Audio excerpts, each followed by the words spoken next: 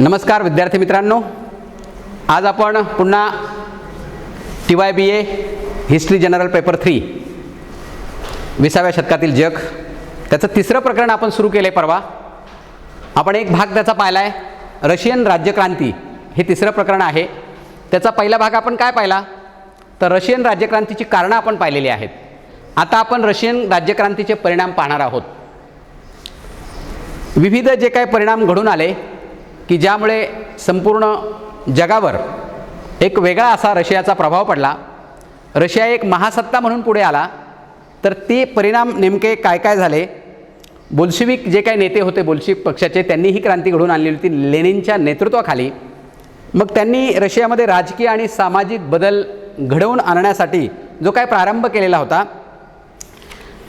त्या प्रारंभानंतर त्यांची जी काही वाटचाल होती ती अतिशय यशस्वी अशी होती, घोडदौड अशी वाटचाल होती असंही आपल्याला लक्षात येईल. आणि त्यामुळे ह्या नव्या राजवटीचे भविष्यामध्ये विविध जे काही पैलू आहेत ते पैलू आपल्याला पाहायला मिळतात की ज्यामुळे रशियाचा जगावर एक वेगळा असा ठसा जो काय आहे तो उमटलेला आपल्याला पाहायला मिळेल. रशियन राज्यक्रांती म्हणजे युरोप खंड जो काय होता, युरोपातील जे काय देश होते, विशेषतः भांडवलशाही राष्ट्र जे काय होते, त्यांना मिळालेलं एक आव्हान होतं असं आपल्याला लक्षात येईल. म्हणजे भांडवलशाही राष्ट्रांना, लोकशाही राष्ट्रांना हे रशियन राज्यक्रांती हे एक आव्हान होतं असं आपल्याला लक्षात येईल. कारण ही जी काही राज्यक्रांती होती ही साम्यवादी किंवा समाजवादी तत्त्वज्ञानावर आधारलेली होती आणि त्यामुळे हे आव्हान भांडवलशाही राष्ट्रांना होते असं आपल्याला लक्षात येईल. आणि यातून भांडवलशाही जो काय विरोध आहे तो विरोध नंतरच्या काळामध्ये तीव्र असा बनत चाललेला होता. आणि नेमकी हीच भीती जी काय होती ती भांडवलशाही राष्ट्रांची खरी ठरलेली होती असं आपल्याला लक्षात येईल. आणि त्यामुळेच या रशियन राज्यक्रांतीचे जे काही दूरगामी परिणाम घडून आलेले आहेत ते दूरगामी परिणाम आपण या ठिकाणी पाहूया.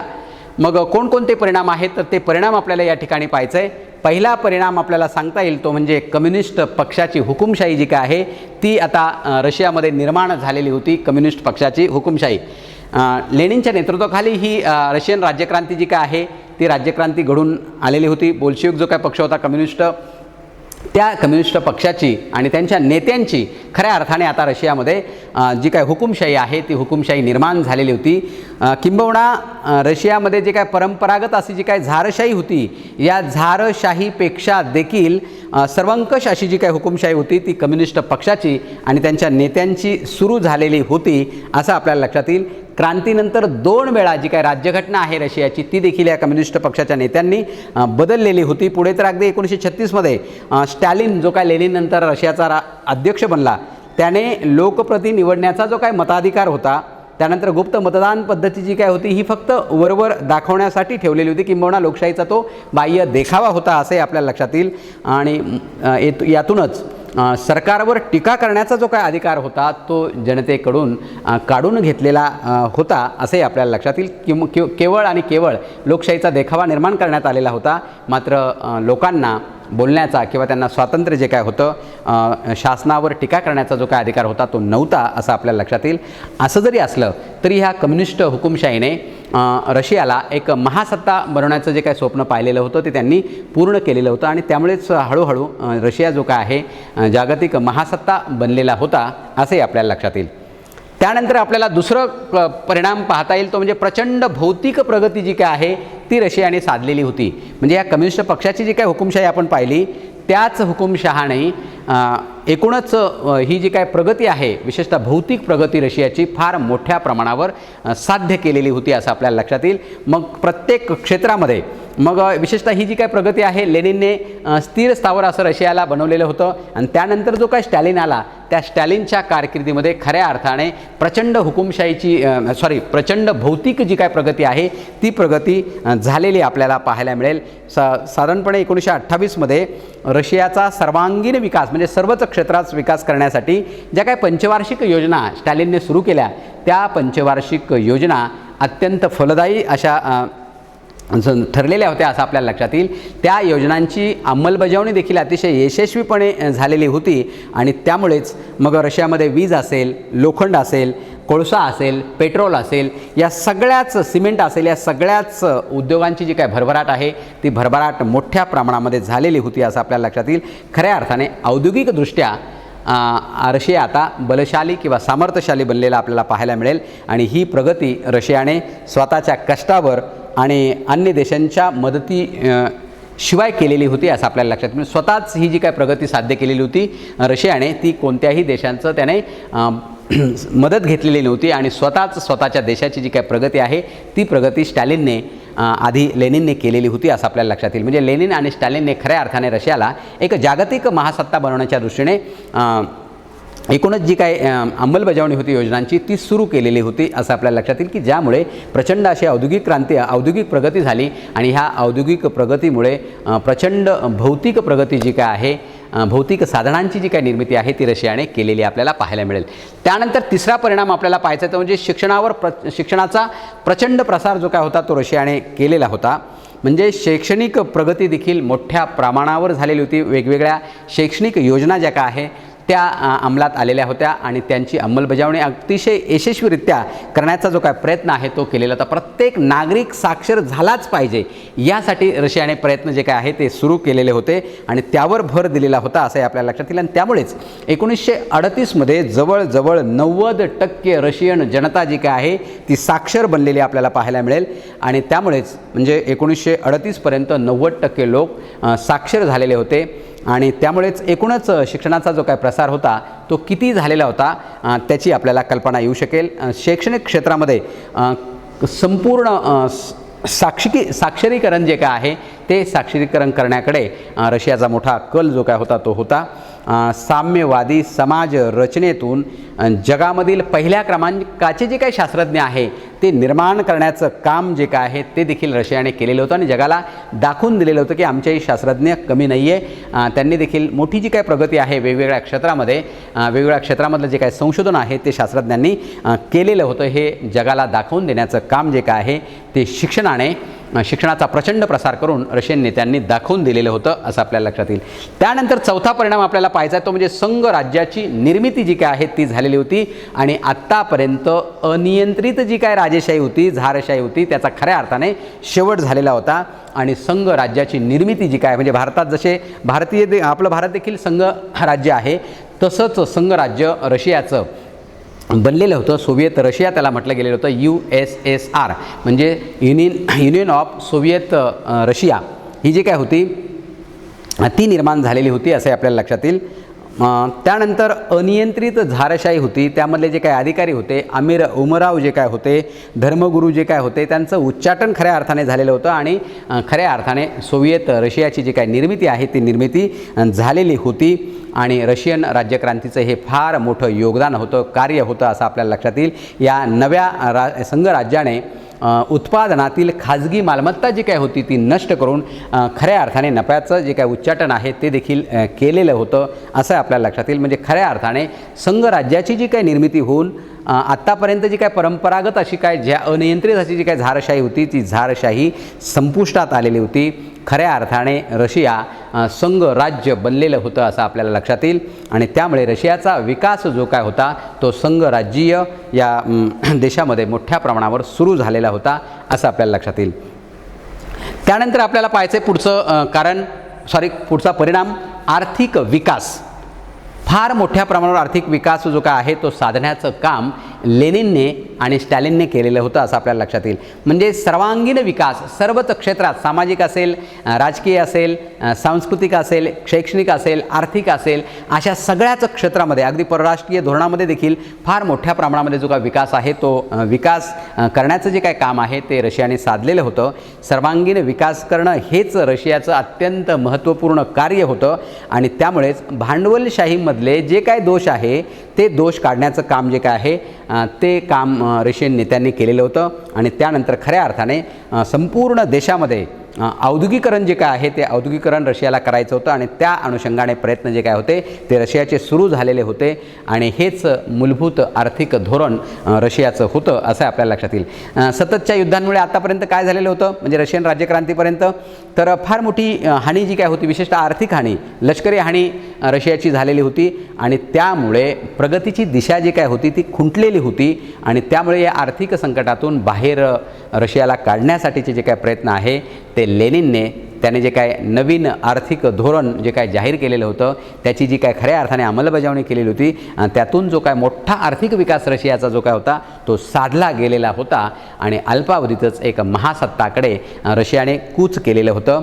लेनिनने मोठ्या प्रमाणामध्ये त्यासाठी प्रयत्न केलेले होते, नवीन आर्थिक धोरण राबवून ते प्रयत्न सुरू केलेले होते आणि त्यालाच पुढे नेण्याचं काम जे काय आहे ते स्टॅलिनने केलेलं होतं असं आपल्याला लक्षात येईल. आणि त्यामुळे प्रचंड असा आर्थिक विकास जो काय आहे तो रशियाने साधलेला होता असं आपल्याला लक्षात येईल.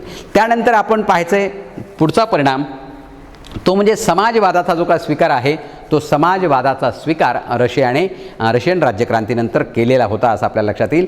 म्हणजे रशियाने सामाजिक आणि आर्थिक जीवनामध्ये समाजवादानुसार बदल घडवण्याचं जे काय प्रयत्न आहे ते प्रयत्न सुरू केलेले होते. तशा योजना अंगीकारलेल्या होत्या, साकारलेल्या होत्या, त्याची अंमलबजावणी सुरू केलेली होती असं आपल्याला लक्षात येईल. आणि त्यामुळे काय झालं तर ह्या श्रीमंत वर्गाचं जे काय होतं ते उच्चाटन झालं. आधी जे काय होते आमीर, उमराव यांचं जे काय महत्त्व आहे ते कमी झालेलं होतं. श्रीमंत वर्गाचं उच्चाटन जे काय होतं ते साध्य झालेलं होतं असं आपल्याला लक्षात येईल. कसलाही मोबदला न देता जमिनी ज्या काय आहे त्या ह्या सरंजामदारांकडून काढून घेण्यात आलेल्या होत्या.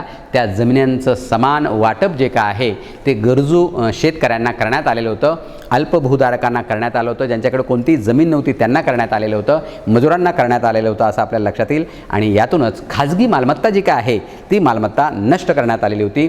राष्ट्रीय कर्ज रद्दबातल करण्यात आलेलं होतं, राष्ट्रीय जे काही कर्ज होतं ते सुद्धा रद्द करून टाकण्यात आलेलं होतं.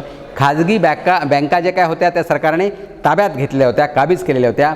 रशियन जे काही चर्च होते ते चर्च देखील रशियाने त्यांचा राजाश्रय जो काय होता तो काढून टाकलेला होता असं आपल्याला लक्षात येईल. म्हणजे धर्मगुरूंचं वर्चस्व आत्तापर्यंत जे काय होतं ते नष्ट करण्यात आलेलं होतं. त्यानंतर जे काय खाजगी शिक्षण संस्था होत्या त्या देखील बंद करण्यात आलेल्या होत्या आणि सार्वजनिक सरकारी शिक्षण संस्था ज्या काय होत्या त्या सुरू केलेल्या होत्या. आणि त्यामुळे रशियाचा सामाजिक आणि आर्थिक जीवनाला, आर्थिक क्षेत्राला वेगळं असं वळण जे काय होतं ते वळण लागले होतं. संपूर्ण रशियामध्ये जे काय होता सगळ्याच बाबतीत समाजवादाचा जो काय स्वीकार आहे तो खऱ्या अर्थाने झालेला होता असं आपल्याला लक्षात येईल. की ज्यामुळे सर्वसामान्यांचं जीवन जे काय होतं ते अतिशय चांगलं बनलेलं होतं. आणि एकूणच जी काय श्रीमंत लोकांची जी काय मक्तेदारी होती ती मक्तेदारीचं उच्चाटन करण्यात आलेलं होतं. आणि संपूर्ण जे काय समाज आहे तो समान पातळीवर नेऊन ठेवण्याचं काम जे काय आहे ते रशियन राज्यक्रांतीनंतर लेनिनने आणि नंतर स्टॅलिनने केलेलं होतं असं आपल्याला लक्षात येईल. त्यानंतर पुढचं जे काय परिणाम आहे तो परिणाम आपल्याला पाहायचा आहे तो म्हणजे योजना विकासाला जो काय आहे तो प्रारंभ झालेला होता असं आपल्याला लक्षात येईल. योजनाचं जे काय युग आहे किंवा योजनाच्या युगाला म्हणा, विकासाला म्हणण्यापेक्षा योजना युगाला प्रारंभ झालेला होता असं आपल्याला लक्षात. योजनांचं युग म्हणजे काय तर अनेक पंचवार्षिक योजना ज्या काय होत्या त्या पंचवार्षिक योजना साकारल्या गेलेल्या होत्या असं आपल्याला लक्षात येईल. म्हणजे योजना युगाला खऱ्या अर्थाने जो काय प्रारंभ आहे तो प्रारंभ झालेला होता. योजनांचं युग खऱ्या अर्थाने आलेलं होतं असं आपल्याला लक्षात येईल.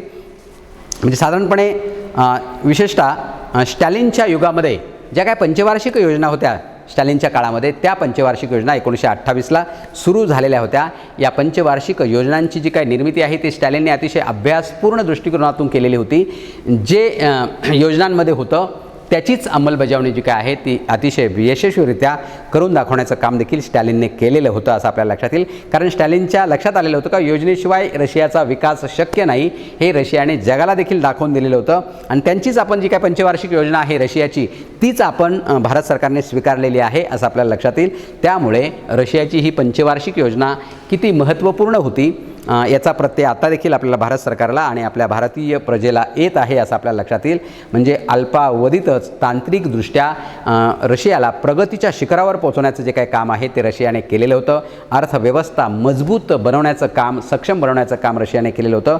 आर्थिक विकासाच्या ज्या काय नवनव्या योजना होत्या, विशेषतः पंचवार्षिक योजना होत्या त्या स्वीकारलेल्या होत्या, अंगीकारलेल्या होत्या आणि त्याची अंमलबजावणी देखील अतिशय यशस्वीपणे करायला भाग जे काय आहे ते अधिकाऱ्यांना पाडलेलं होतं असं आपल्याला लक्षात येईल.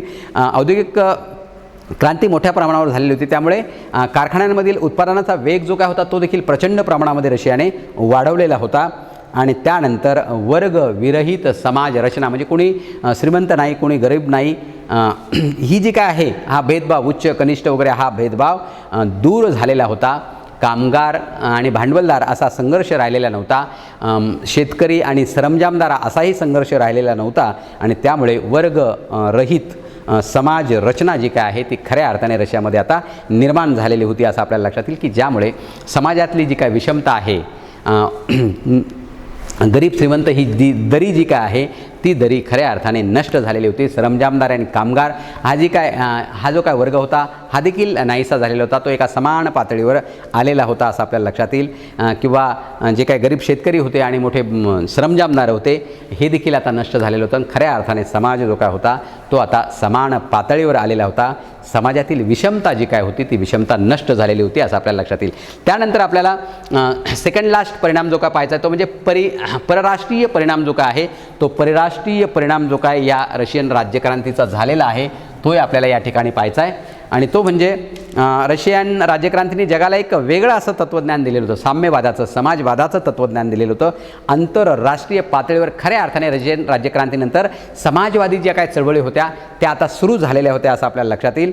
समाजवादी चळवळींची आखणी करण्यामध्ये रशियाचा जो काय वाटा होता तो फार मोठा होता असं आपल्याला लक्षात येईल निरनिराळ्या देशांमध्ये. त्यामुळे काय झालं होतं, साम्यवादी पक्षाची जी काय स्थापना आहे ती स्थापना म्हणजे कम्युनिस्ट पक्षाची स्थापना झालेली होती, समाजवादाची स्थापना झालेली होती. आणि दुसऱ्या महायुद्धानंतर खऱ्या अर्थाने युरोप आणि आशियातील बऱ्याच देशांमध्ये हा जो काय कम्युनिस्ट पक्ष आहे रशियामधला त्याचा मोठा प्रसार जो काय होता तो प्रसार झालेला होता. नुसता प्रसारच झालेला नव्हता तर अनेक देशांमध्ये कम्युनिस्ट राजवटी ज्या काय आहे त्या देखील निवडून आलेल्या होत्या. कम्युनिस्ट पक्षाचं जे काय सरकार आहे ते सरकार देखील स्थापन झालेलं होतं असं आपल्याला लक्षात येईल. आणि त्यामुळे बऱ्याच देशातील लोकांची समाजवादावरील जी काय निष्ठा आहे ती निष्ठा आता वाढू लागलेली होती असं आपल्याला लक्षात येईल. त्यानंतर भारताने देखील आर्थिक नियोजनाच्या बाबतीमध्ये ह्या समाजवादी समाज रचण्याचं जे काय ध्येय आहे ते भारत सरकारने देखील स्वीकारलेलं आहे असंही आपल्याला लक्षात येईल. म्हणजे आपली जी काय संमिश्र अर्थव्यवस्था आहे म्हणजे भांडवलवाद देखील आहे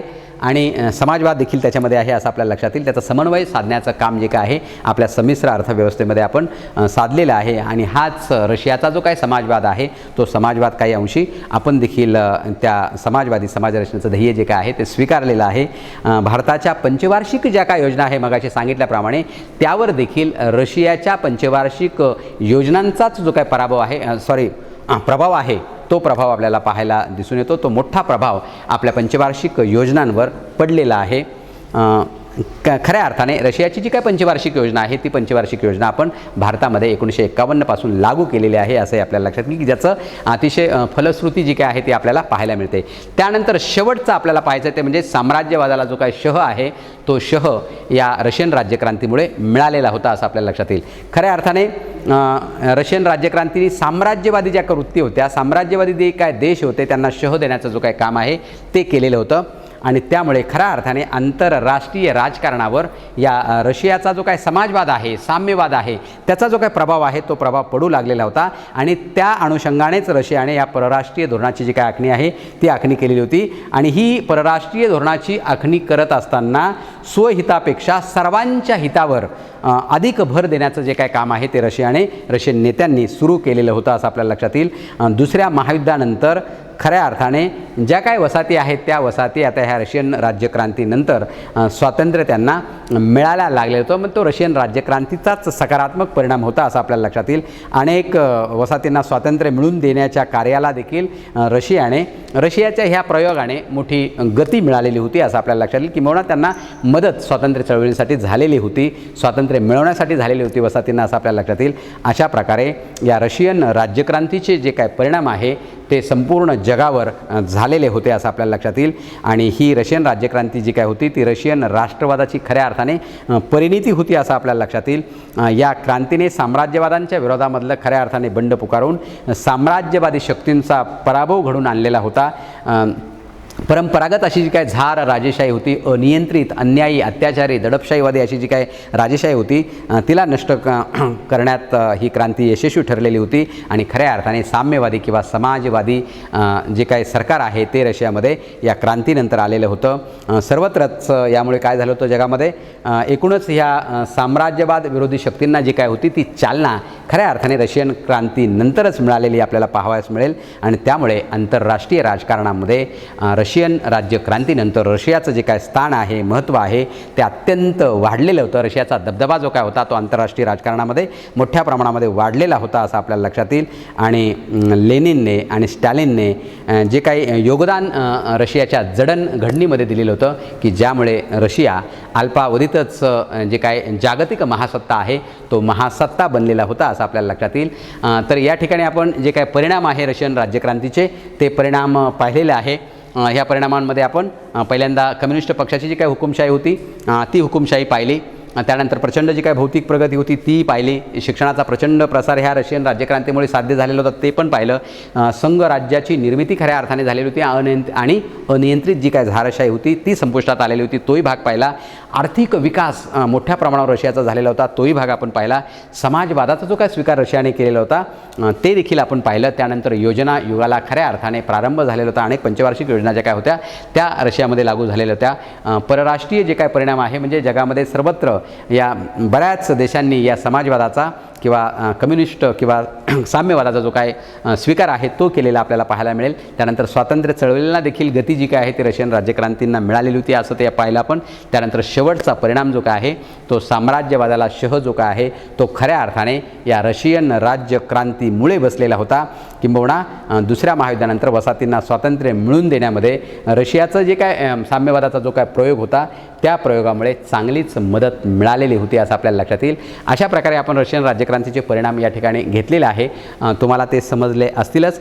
काही जर समजलं नसेल तर कधी मला फोन करा, व्हॉट्सअपवर मेसेज करा.